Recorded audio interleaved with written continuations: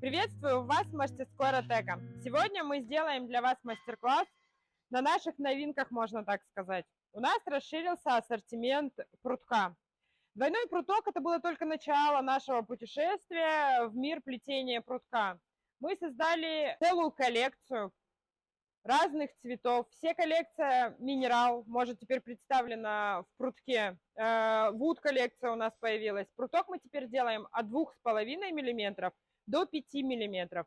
Нашего материала 2,5 мм можно выполнять люстры, салфетки, корзинки, кашпошки, всякие подвесные. Все это укладывается 2,5 миллиметрами элементарно. У кого не получалось, я всем советую 2,5 миллиметра попробовать, и у вас обязательно получится. Мы разработали вот такие квадратные и прямоугольные, из которых очень хорошо получится подносы, корзины для хранения. Плюс, опять же, мы их доработали под ротанг, даже не под ротанг, а под пруток, я бы так сказала. Они отличаются от донышек с Валбериса, либо с магазинов Handmade тем, что они сделаны под пруток, ими очень удобно плести, прятать концы. Они отличаются немножко от наших круглых донышек. Кто пробовал наши круглые донышки, я вам советую попробовать квадратные, и вы поймете, в чем разница. И теперь я сегодня покажу новую технику. Мы сегодня будем пользоваться новым инструментом, и я вас уверяю, сегодня будет жарко. 2,5 мм, какая маленькая салфеточка, может быть даже ромашкой. Укладывается отлично, без труда. 15 минут, салфетка готова. Вот здесь я специально выплела такое ажурное плетение, запутала стойки для того, чтобы понять, насколько укладывается этот материал. 2,5 мм укладывается даже при активном скрещивании стоек. И чаще всего, если брать 3-миллиметровый наш пруток, здесь остаются щели, потому что плотность материала настолько высока, что он не хочет укладываться в этот рисунок. 2,5 мм укладываются в любой рисунок. Отлично, и без особых сложностей и трудностей, не надо феном греть никаким, просто укладываешь его постепенно, пошагово. Это вот мой любимый двойной пруток с полутрубкой, тоже на наших старых донышках. Вот я сделала крученую ленту на наших новых донышках. Шлифованный двойной пруток использовала и крученую ленту, которая тоже есть у нас на сайте. Она еще не особо анонсирована, потому что это новинка. Для мастер-класса нам нужно будет донышко. Наша новая донышко. Дальше перчатки обязательно, бокорезы, плоскогубцы, лопатка, линейка, хомуты и обязательно фен. Фен я использую строительный. Фирма не принципиальна. Главное, у меня 2 режима нагрева. Я обещала, что сегодня будет жарко. Мы сегодня зажгем. Приступаем. Мы все заботимся о своем здоровье и плетем даже мелкие детали, даже пруток в перчатках. Особенно если вы плетете шлифованный ротанг, не забывайте о безопасности ваших рук. Для стоек я буду использовать пруток диаметром 5 миллиметров. Беру короткие отрезочки. Здесь, смотрите, смысл, как мы отмеряем ротанг на стойке. Нужно будет расстояние подняться вверх и спуститься вниз, и оставить небольшие хвостики. Здесь на этом ротанге, ротанг очень жесткий, мы не будем использовать систему выплетения, хотя закруток каких-то. Он будет сопротивляться и выгибаться, и форма будет уходить из-за того, что жесткий он. Но зато он будет очень хорошо держать форму. Единственное, на чем он будет держать, если мы сделаем плотное выплетение, тогда можно использовать сверху закрутку. Но так как у нас сегодня цель сделать воздушное выплетение, на плотное выплетение мы делали вам уже мастер-класс. Он есть у нас на канале, посмотрите обязательно. А сегодня вот такого расстояния, я думаю, мне хватит. Срезать нам нужно обязательно под прямым углом. Это важно, потому что это мы будем потом использовать. Оба конца мы срезаем под прямым углом. Пытаемся делать максимально ровненькие уголки. Количество как рассчитываем? Считаем количество отверстий, сколько у нас здесь есть, и делим на 2. Мы будем вставлять в каждое второе отверстие. Чем мы заполним пропущенные отверстия, мы заполним вторым концом. У меня на донышке 40 отверстий, поэтому я нарезала себе 20 лент. 20 лент, сделала прямой отрез. Теперь нам нужен будет фен. Мы используем с вами новый инструмент. Я его еще не показывала, как использовать. Здесь мы его прям будем пользовать активно для того, чтобы создать... Сейчас покажу. Я включаю на единичку. Единичка — это у меня самый большой режим. Нужно его немножко прогреть. Когда руке станет горячо, значит фен уже готов. Все, фен прогрелся. Теперь мы будем нагревать наши стойки. Нагревать будем вот так вот. Прям в лоб будем нагревать. Нагревать до тех пор, пока не начнет плавиться ротан. Зачем мы будем это делать? Для того, чтобы нам не путать стойки, не заплетать их, не делать каких-то хитрых плетений. Я много раз уже говорила, что ротанг — это имитация, но не лоза. И у него есть свои свойства, свои нюансы, можно так сказать, которыми мы можем воспользоваться. Вот смотрите, сейчас видно, ротанг прогрелся, и у нас образуется такая небольшая шляпочка. Прогрели хорошо. Можно его покрутить для того, чтобы шляпка была равномерная. Вот, смотрите, у нас получилась шляпка. Нужно, чтобы она немножко остыла. Для скорости, для того, чтобы делать быстрее, можно поставить рядышком водичку и окунать водичку, когда вы видите, что процесс плавления вас уже устраивает. Я подержу еще чуть-чуть, и он еще дальше, за счет того, что он нагрелся, он еще больше расплюснется. Здесь главное не передержать, потому что он продолжает плавиться по всей поверхности, и вот эта бубышка может стать очень большой. Нам это не надо. Я сейчас покажу, зачем нам это надо. Мы стойки будем просто закреплять за счет вот этих грибочков, которые мы сделаем. У нас стойка заходит, и получается, видите, как будто так и задумано. И все, у нас стойка никуда не девается, и мы будем выплетать изделия на этих бубышках. Теперь нам нужно проделать это со всеми стойками, которые мы нарезали. Все стойки прогреваем и делаем такие грибочки. Стараемся держать подальше, для того, чтобы нам не обжечь руки. Греем только пока с одной стороны. Вторая сторона у нас будет рабочая. Я потом покажу, как мы сделаем вторую сторону такой же бубышкой. Смотрите, я вам покажу, как делать не надо. Когда мы феном будем водить по этой поверхности и будем перегревать, верхняя поверхность, за счет чего у нас получается такая красивая фактура и нанесение. Это верхний слой пластика, которым внутренний слой окрашен. И когда мы перегреваем, вот, например, это 5-миллиметровый, его нужно долго прогревать. Видите, что с ним происходит? Видите? И он продолжит плавиться. Поэтому, когда вам советуют, можно его так склеивать, это очень удобно, но когда советуют прогревать рисунок, здесь нужно быть очень-очень аккуратными, потому что можно сплавить все плетение. Он, видите, еще какое-то время эластичный, и процессы химические, которые мы запустили с помощью высокой температуры, они продолжаются еще какое-то время. Этим можно пользоваться, но нужно быть также аккуратней, потому что можно испортить весь свой труд. И, в принципе, вот это, если мы плетем и расплетаем, мы можем переплетать много раз, то если мы перегреем феном, скорее всего, этот материал будет уже не в рабочем состоянии. Все, это я выкидываю. Это неудавшийся эксперимент. Все, все 20 стоек с одной стороны я прогреваю до состояния вот такого грибочка.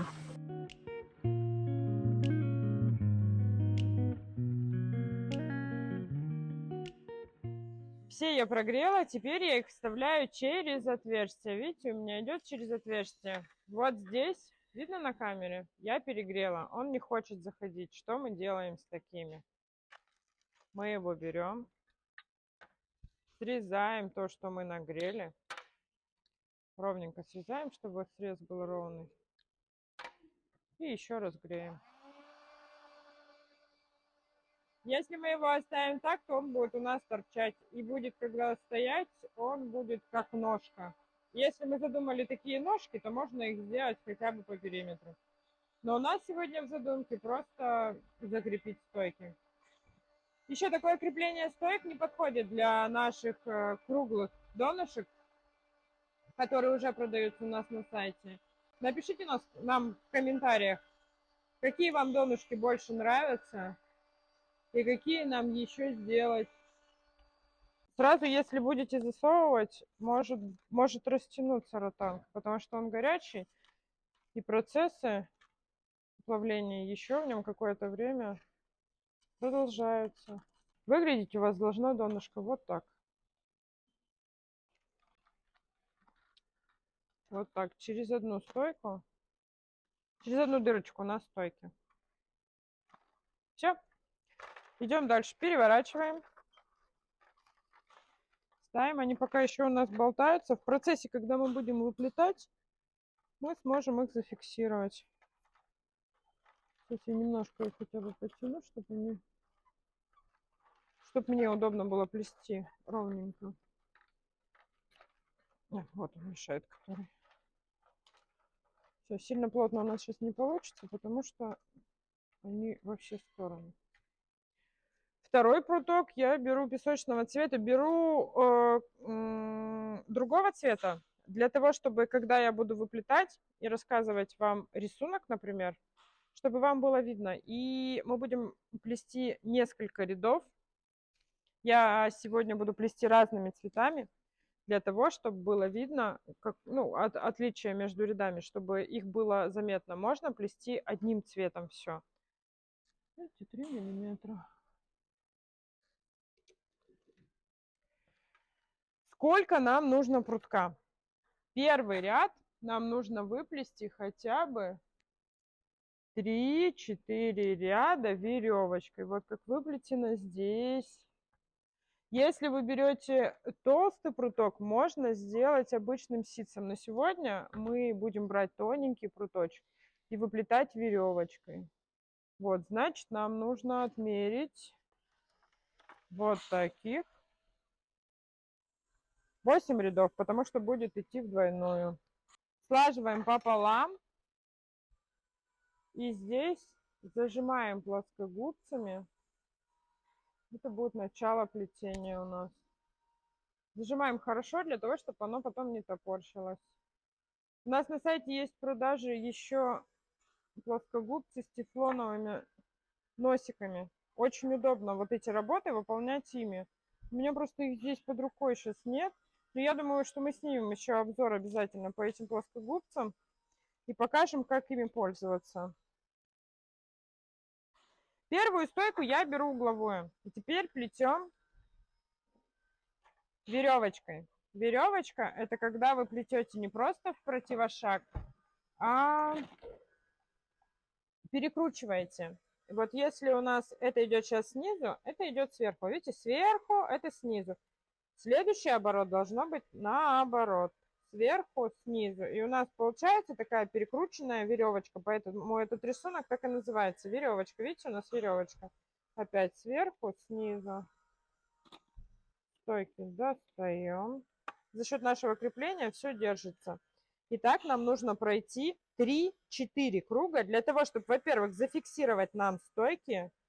Меньше 3 кругов не делайте. Во-вторых, когда мы будем возвращать концы, мы в это же отверстие будем фиксировать еще раз стойку. Поэтому нам здесь нужно пожестче крепление.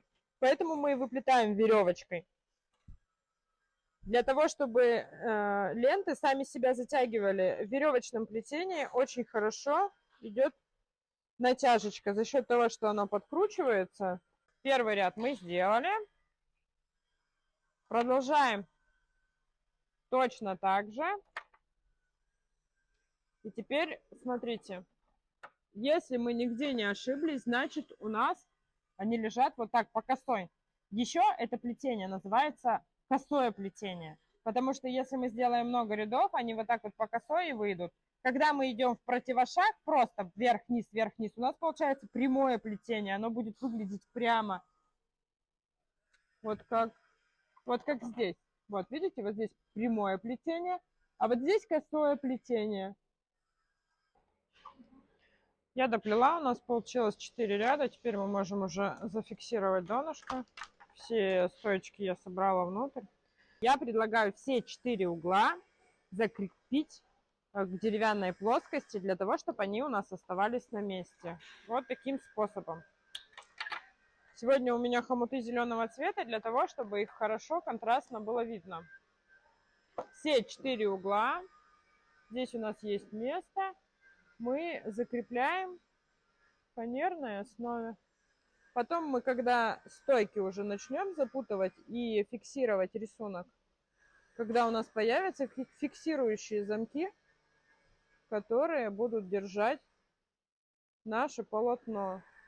Когда мы плетем кашпо мы плетем чаще всего на каркасе. И по сути, как таковой фиксации нам не требуется. И если брать в принципе, то система плетения кашпо является декором того ведра, которое вы взяли. То, что мы делаем сейчас из прутка, и то, что можно сделать из прутка, это уже другая история, потому что это бескаркасные изделия.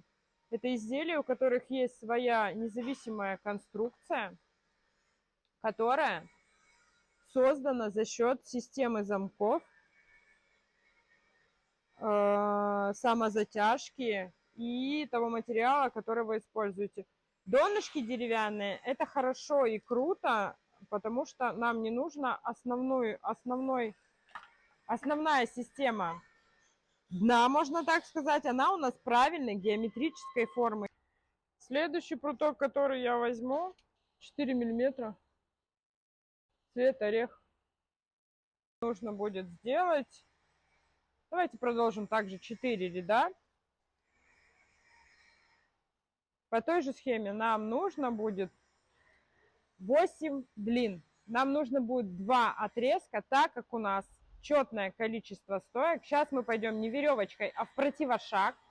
Но одной лентой мы не сможем его выплести, потому что четное количество стоек. Для четного количества стоек нам нужно взять парные ленты. Раз, это вот один объем. Берем чуть-чуть запасиком. Обрезаем на косую. 2 ленты по 4 окружности получается. Чуть-чуть больше окружности, потому что у нас все равно он будет где-то загибаться, где-то стойка его потянет. Поэтому берем немножко с запасом. Нам нужно будет сделать, получается, 8 рядов. Сегодня на мастер-классе использую специально, чтобы вам показать прутки разного диаметра. Так как у нас сейчас расширился ассортимент и прутка стало очень много, во-первых, мне очень интересно экспериментировать с разными прутками.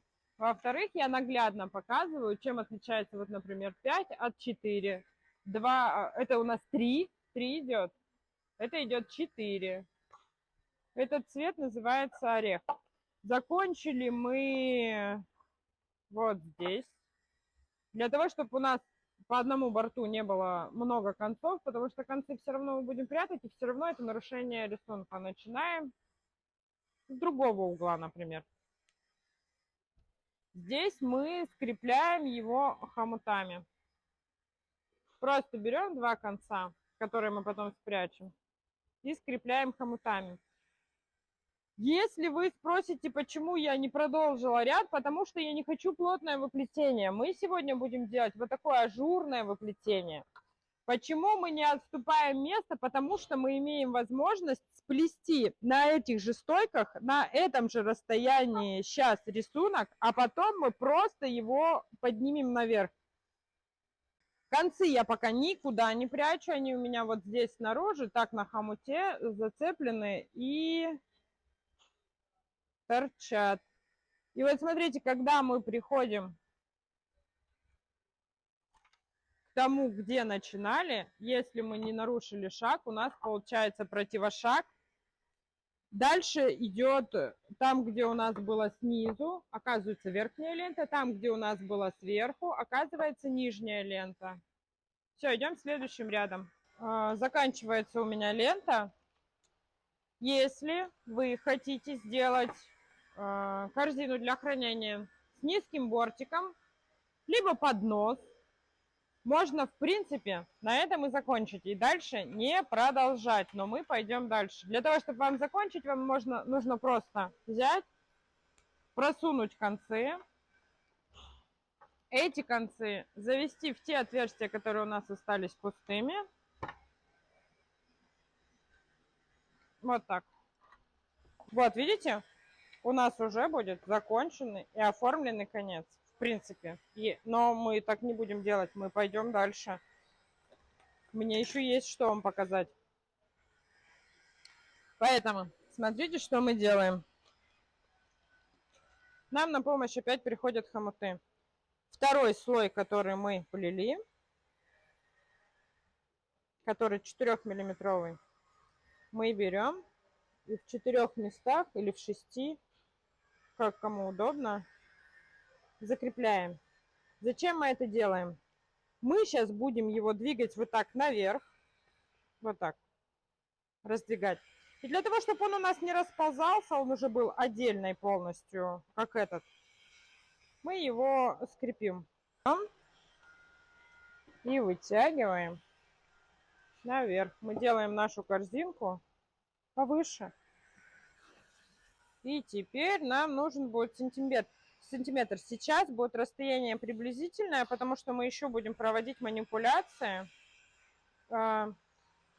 Обязательно затягиваем все стойки. Опускаем на минимум первый слой, потому что когда мы будем подтягивать второй слой, первый у нас тоже может подняться.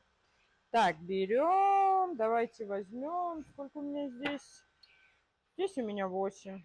Хорошее расстояние, возьмем 10.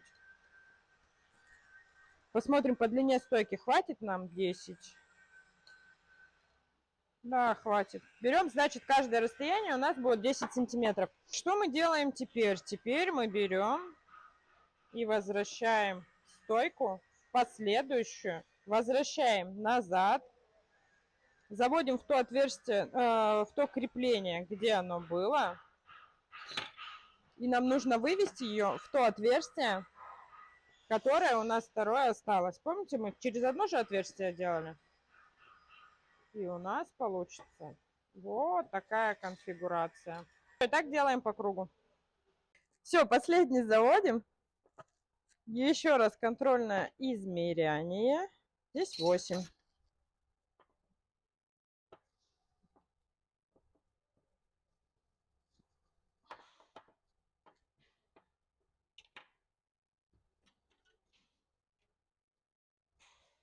И 9 у меня получилось в конечном итоге, 9 сантиметров везде. Мы могли бы оставить на этом этапе, но у нас тогда возникнет проблема из-за того, что материал скользкий. Стойки вроде как расперли ротанг, но у ротанга нет фиксации. У нас он зафиксирован, конечно, хомутами, но со временем, вот где нет хомутов, он может вот так съезжать. Нам нужно подумать, как его еще раз раскрепить. Я сейчас покажу на другой корзинке, как я раскрепляла. Видите, здесь я пошла и стойками в противошаг. У меня отсюда зашла стойка, я проплела первый ряд, сделала промежуток, дальше следующий ряд. И потом, когда у меня закончилась стойка, вот она здесь, я ее заводила через одну. Я здесь сделала над, под. И здесь она вышла. И вот это все зафиксировало рисунок. Так сложно мы делать не будем на мастер-классе, мы сделаем попроще. Мы возьмем и проплетем вот так. Тем самым зафиксировав все стойки. Мы их сведем в другом направлении, создадим некий рисунок. Ну, чаще всего это рисунком и называется. Просто когда декорируешь, все вот эти системы замков превращаются в рисунки красивые. А когда ты придумываешь конструкцию, тебе нужно их использовать еще и функционально. Мы сейчас возьмем еще один пруток. Возьмем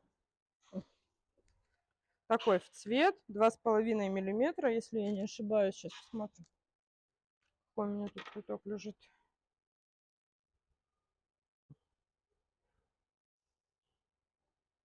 2,5 миллиметра. Видите, он отличается от этого не только цветом, но и толщиной. Это самый тоненький наш пруток. Нам удобно будет его стягивать. И мы сделаем таких 3 двойных веревочки. Нам, значит, получается, нужно взять... Нет, 4 сделаем веревочки, как нижний ряд. Пока я усердно закрепляла стойки, меня услышали девочки, принесли наши чудесные плоскогубцы с тефлоновыми наконечниками. Зачем они нужны? Их используют чаще всего ювелиры для того, чтобы брать проволоку, брать изделия, гнуть их и не повреждать. Мы их будем использовать для того, чтобы сминать наш пруток и не оставлять на нем следов, потому что пальцами очень сложно сделать такие усилия. Вот, видите, и кончик смят. И на кончике нет, на них нет зазубрин, как на плоскогубцах. Еще очень хорошо работать в мебели, когда нужно загнуть ленты. С интерьерной лентой я очень часто к ним обращаюсь. Или просто с лентой, когда загибаю ленты. Так, теперь здесь мы берем не так, как у нас есть, потому что тогда фиксации не будет. Мы берем вот так и проплетаем веревочку.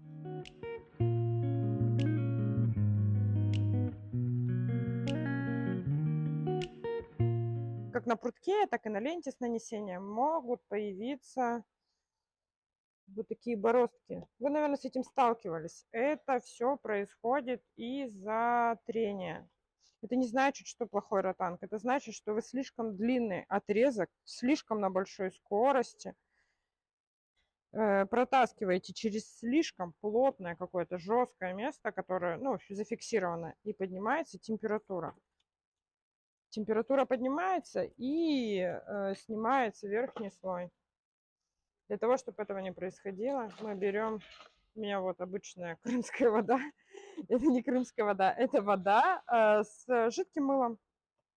В пропорции, наверное, 1 к 10, даже 1 к 20 может быть такая, чтобы она была немножко пыльная. Во-первых, за счет воды мы уменьшаем высоту температуры, нагревается у нас верхний слой воды. Во-вторых, за счет мыла мы уменьшаем трение. Сопротивление становится меньше. Есть еще такой способ, мы тянем не в одном месте вот так, а немножко играем. Это нужно, когда у нас длинные ленты, потому что длинные ленты создают большое трение из-за скорости и напряжения. В процессе мы немножко подтягиваем, потому что мы разводим стойки, и нам нужно немножко подтянуть. Все, продолжаем дальше в том же духе, до тех пор, пока не закончится лента. Шла я к концу, не умею я отмерять ленту, у меня получается 1, 2, 3, 4, 5, 6 рядов. Я всегда беру с запасом. Можно было еще ряд сделать, но мне кажется, 6 рядов хватит.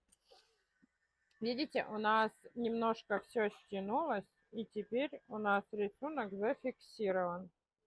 Нам нужен сантиметр, мы должны все тщательно померить, чтобы у нас высота тут была одинаковая, и здесь вот этот промежуточек должен быть одинаковый. Дальше мы выравниваем вот эту штучку, чтобы она у нас ровно посерединке была. Это все нужно сделать до того, как мы начнем фиксировать концы.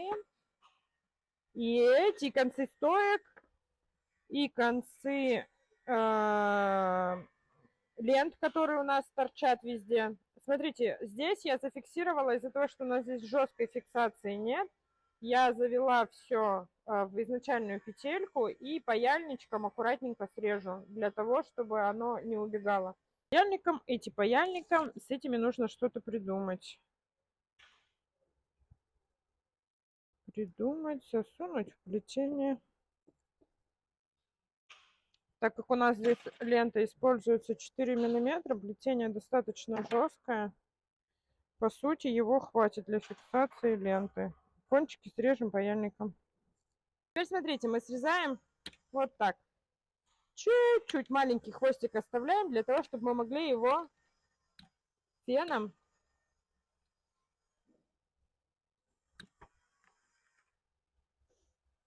расплющить. В этом месте не вводим, но не держим так, потому что у нас припалится верхний слой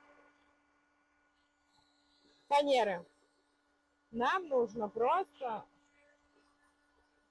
водить с стороны в сторону.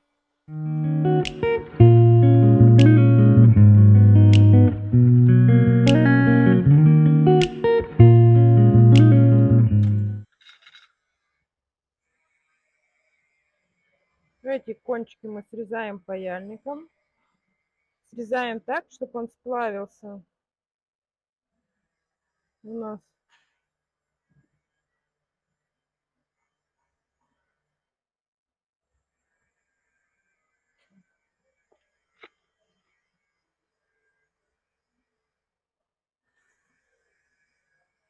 Перегрела. Так, дальше эти кончики мы тоже заводим вот сюда, припаиваем паяльником. Сначала ставим точечку, прижимаем.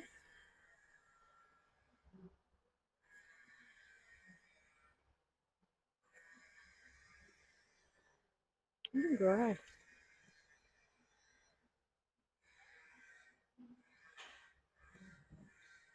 И побежал, не припаялся. Значит, припаяем в эту сторону.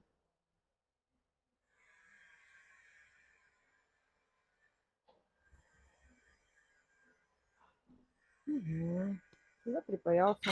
И последние два конца. Этот мы сюда спрячем. Даже паять не будем. Так некрасиво.